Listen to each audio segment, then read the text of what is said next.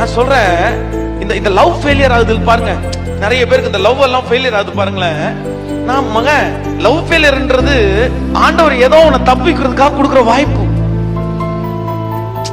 இல்ல பொதுவா சொல்றேன், ஏதோ சரி ஆண்டவர் ஒன்னும் வேணான்னு சொல்றாரு, அதனாலதான் உனக்கு நடக்கல, அதனாலதான் உனக்கு அது செட் ஆகல.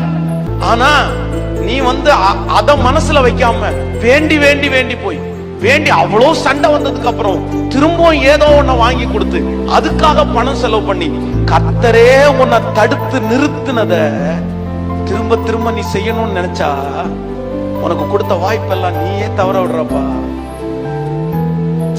எப்பவுமே ஒரு பாவத்தை சத்துரு உனக்கு கண்ணுக்கு முன்னாடி கொண்டு வந்து நிறுத்தும் போது கர்த்தர் எப்பவுமே ஒரு வாய்ப்பை உனக்காக வச்சிருப்பார்.